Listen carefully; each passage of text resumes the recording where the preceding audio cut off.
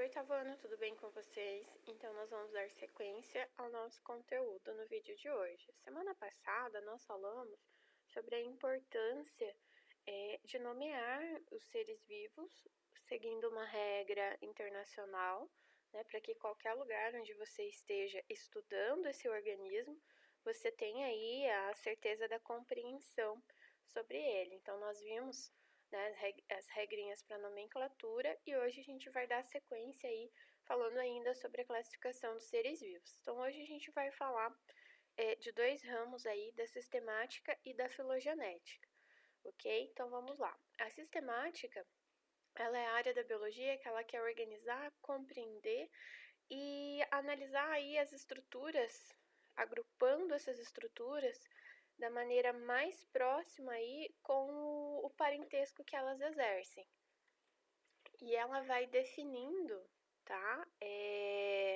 Esses graus de parentesco a fim de organizar, a fim de agrupar essas espécies. Então, por exemplo, eu coloquei aqui para vocês, tá? Um agrupamento aí de espécies diferentes, né? Então, aqui a gente tem uma foto de uma caixa entomológica, né? Que é uma estrutura realizada para estudar aí os insetos.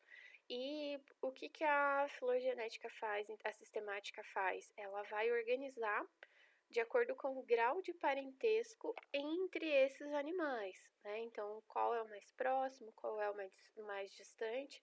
É como se ela organizasse, por exemplo, o parentesco entre as famílias. Então, pensem lá, quem é mais próximo, né? Qual é o grau de parentesco mais próximo, os irmãos ou os primos? Então, é dessa maneira que ela vai fazendo, que esse ramo da biologia vai realizando, até concluir aí qual organismo é mais aparentado com o outro, certo? Então, essa é a sistemática. A gente tem também a filogenia ou a filogenética, tá? Aí ela vai determinar as relações de ancestralidade comum entre os grupos, tá?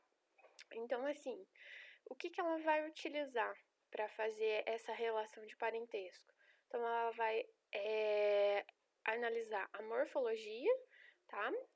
A forma comportamental, e a gente tem aí cada vez mais evoluído para estruturas moleculares, tá? Então, é possível hoje fazer análise de DNA nos organismos para entender qual é o grau de parentesco entre esses organismos. Então, pensem assim, cada vez mais, né, que a ciência vai se desenvolvendo, tá, os estudos vão ficando mais aprimorados e é possível saber aí, com um maior grau de certeza, o grau de parentesco entre esses organismos. Então, é nessa área que a gente vai estudar as árvores filogenéticas e os cladogramas, tá? Então, assim, à primeira vista, né, parece algo difícil, algo complicado para a gente se entender, mas não é, tá? Como que a gente representa? Porque pensem assim, ó, é preciso que todos que analisem essa estrutura, as pessoas possam compreender. Então, assim, sempre na base do cladograma, tá? A gente vai ter um ancestral comum. Então, imagina nesse caso aqui, tá? A gente teria um ancestral que é comum a todos eles, tá? Aqui, nesse ramo, a gente teria um outro ancestral que vai ser comum a 2, 3 e 4, tá? Estão vendo que aqui, ó, ele está separado. O número 1, é lógico que aqui a gente está fazendo aqui só uma representação esquemática para ficar mais fácil de entender. Mas se esse fosse um cladograma de organismos, tá? O organismo representado aí pelo número 1 não teria o mesmo ancestral que ramificou aqui, tá? Então, ele seria diferente, certo? Ambos tiveram o mesmo ancestral, tá? O mesmo parentesco, mas, tá? 2, 3 e 4 se ramificaram depois aqui na ancestralidade. Então, o grau de parentesco entre esses organismos, ele é maior do que o 1 aqui, tá? Do que o representado pelo número 1. Então, eu coloquei aqui para vocês um cladograma da representação das espécies de vegetais, tá? Do reino plant. Então, assim, conteúdo do nosso próximo capítulo, nós vamos estudar, né, o reino vegetal, as plantas. E aqui tem as estruturas de cada grupo de plantas, tá? Então, vocês vão observar ali que a gente tem no início as algas verdes, que não fazem parte, não estão agrupados no mesmo reino, porém, tá? As algas tiveram o mesmo ancestral comum, tá? Então, o que que acontece? A gente vai analisando. Então, aqui embaixo, o ancestral deu origem tanto às algas quanto aos outros grupos de plantas, tá? De vegetais aí. Mas essa ramificação aqui separou, tá? É comum a gente encontrar também informações como essas, tá? Características que foram surgindo a partir da evolução desses organismos, tá? Então vocês vão observando que quanto mais distante do ancestral comum, tá? Mais características, mais adaptações esse organismo sofreu, tá? Então, assim, se a gente fosse analisar aqui os grupos, qual grupo que apresenta aí uma complexidade maior, o que está mais distante, tá? Então, passou aí por mais adaptações do que os outros organismos. Então, a gente pode concluir, por exemplo, o embrião retido no gametófito feminino. Quem que tem? A partir daqui, a partir desse ponto, todos eles vão apresentar, tá? Todos os outros grupos que vieram depois vão apresentar. Só que a gente analisa, por exemplo, aqui, ó, as briófitas, que é essa primeira ramificação que pertence ao reino das plantas, ao reino vegetal, tá? O que está depois dela significa o quê? Que ela não possui, tá? Então, por exemplo, essa característica que está aqui, depois da ramificação das briófitas, os vasos condutores de seiva, tá? Então, não está presente, a gente não encontra nesse grupo, tá?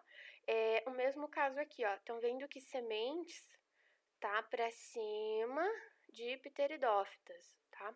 Que são aquelas, as samambaias, as avencas, são plantas um pouco mais complexas do que as briófitas, mas não vão apresentar sementes. Por quê? Ó, deixa eu apagar aqui para ficar mais fácil para vocês identificarem. Então, olha só, onde está aparecendo sementes? Depois da ramificação aqui de pteridófitos, tá? Então, tudo aqui, o que aparece depois da ramificação desse grupo, não está presente nele.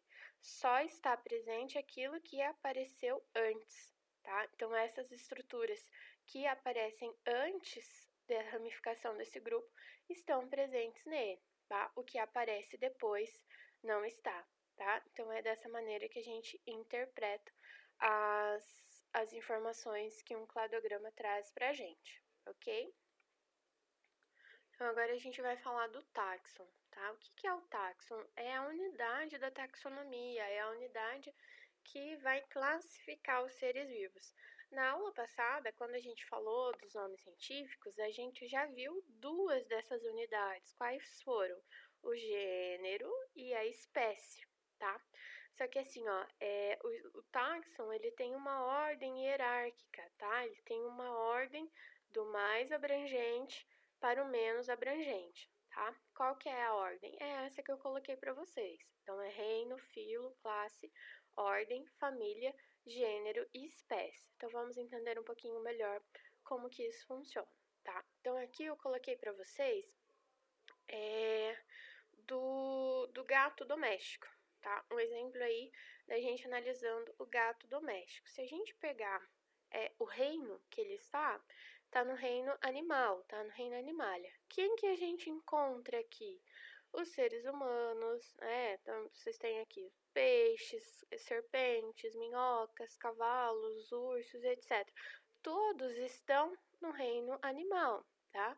Então, vejam como o reino ele é bem abrangente. Então, comparem, por exemplo, um gato com o ser humano, um gato com um urso. Então, eles apresentam aí características diferentes, mas estão aqui no mesmo reino, tá? Quando a gente fala do filo, tá? O filo é o cordata. Quem está nesse filo? Então, ainda a gente tem o gato, né, o peixe, a serpente, o cavalo, o cão, viram que, por exemplo,